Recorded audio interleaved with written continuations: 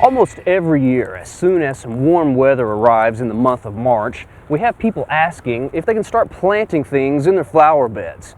And it is very tempting to start planting this early in the year whenever the spring flowering trees are in bloom and other things start to green up.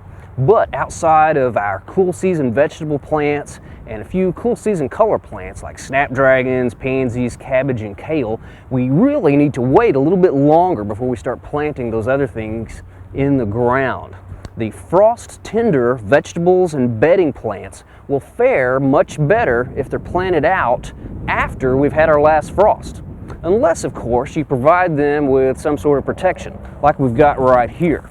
This is a plastic cloche, and right over here we've got the wall of water that we've shown you on our program before. But the cloche here is just a transparent plastic, this big dome that we can place over plants, very lightweight. We can place this over the plants if we're going to have a cold night or another cold period during the day. But this really needs to be removed on a bright sunny day so too much heat won't build up inside. There is also this little vent here on the top where you can regulate the temperature somewhat. Now the wall of water is just a plastic sleeve that has these individual chambers or sections that we fill with water, and that water will soak up a lot of heat in the daytime, and then it will radiate that to the plant overnight. We've got the stick in here just to keep these apart, but they can be closed up a little bit more to protect the plant. I've seen these frozen solid before where it's almost like a little igloo, and it still keeps the plant alive inside. So these are some options that you can do to get your plants planted out in the garden a little bit earlier. But there's a big difference in protecting 5 or 6 tomato plants versus several large beds of begonias or something like that. So the question is, when can we freely plant frost tender plants in our Oklahoma gardens?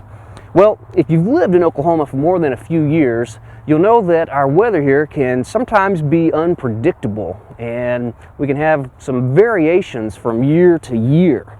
I've heard stories of people planting tomatoes in the month of February and not having them freeze. And I've also heard stories of snowstorms in the month of June. So to have some sort of guideline or something to go by, we have to look at the average last frost date. And this will occur in Oklahoma in the month of April, sometime in that month for the state. Now in the lower part of the state, the southern and the southeastern part of Oklahoma, this will occur in the early part of April, and in the northwestern part of the state, in the panhandle, the average last frost date is toward the end of the month of April. One good general rule to follow, what I like to tell people, is to wait until after you've paid your income taxes. That's right, April 15th.